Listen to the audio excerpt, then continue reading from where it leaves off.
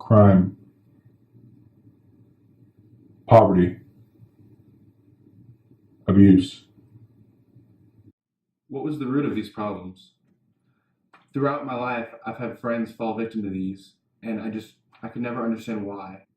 We had the same upbringing, we went to the same schools, got the same education, but yet our lives turned out so drastically different. Why was this? And that's when I noticed that it was a lot closer to home than I first realized. I was one of the only boys on the block that had a father at home. Most of them were raised by single moms or grandparents. I decided to research what impact fatherlessness would have on an individual's upbringing. Today we're interviewing Dr. Daniel Noterman, professor of neurobiology at Princeton University. Thank you for having me, Brandon. Our recent research actually is very interesting about fatherlessness in modern-day America, Brandon. In fact, we've been researching telomeres, which I have an example for you just a moment. Telomeres are like the end of shoelaces. See these little eglets? Like the aglets, telomeres are the caps at the end of each strand of DNA, and they protect our chromosomes. Telomeres matter because without them, DNA strands become damaged and our cells can't do their jobs.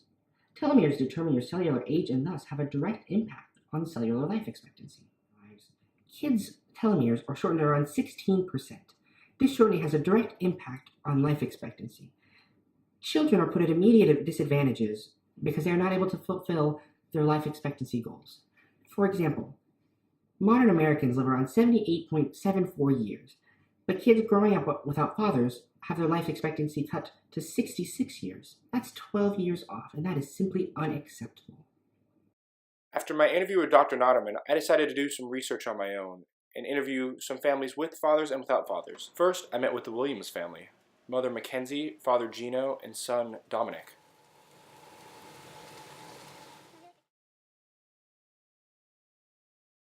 We're here with the Williams family today. How are you guys doing? We're so good. Very good. How are you, son? I'm doing fantastic. Thank you so much for taking your time to get this interview. Of course. So how has parenting together been easier than parenting alone?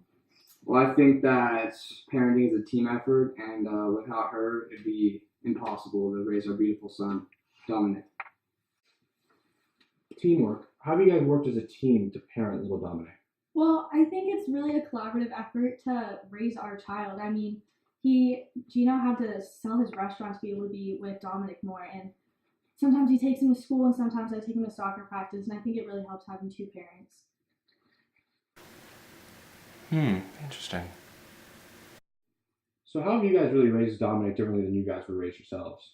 Want to answer that? Yeah, go for it. All right. So my dad left me when I was in sixth grade, so I didn't grow up with a dad. He left. My mom, single mom, raising 6 kids, and taking back.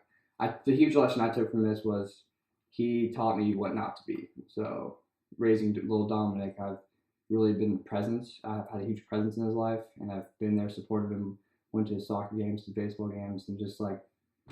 So Dominic, what's your favorite part about having your dad around? I just love it. My daddy and I just go to the park and play ball and like throw it around and play soccer too. I love soccer. And when my mom comes too, I love that. And I just love it. He's great.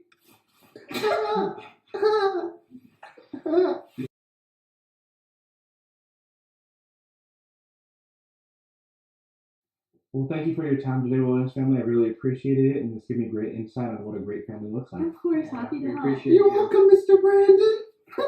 You got something to cry about, but. The more I researched, the more real the problem became. Fatherlessness was a real epidemic, and it was growing. But were children without fathers simply doomed to fail in life? I had to do further research, and I decided to meet up with single mother Jackie Johnson. Jackie is a single mother raising her son, Johnny. Today we're with Jackie Johnson. Jackie, thank you so much for having us today. Thank you so much for having me here today, Brandon. So Jackie, how long has it just been you and Johnny? It's been about 2 years with me and Johnny since his father left. Oh, Johnny's father left. What happened? Well, Johnny's father was very abusive. He just wasn't the type of father figure I wanted him to have in his life.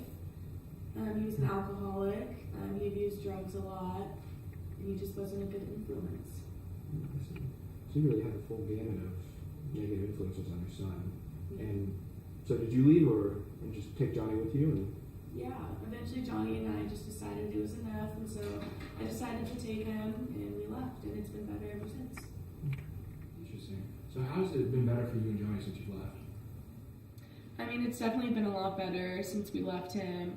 Johnny and I have gotten an opportunity to get a lot closer with each other, and we've been spending much more time together, so I'm glad that I was able to get him out of that toxic relationship and environment so early on in his life. Yeah, that's great. Well, thank you, Miss Jackie, for taking this time out of your day. I really appreciate it, and best of luck in your future endeavors for you and Johnny. Thank you so much, Brandon. I'm so happy that you came here to talk to me about it.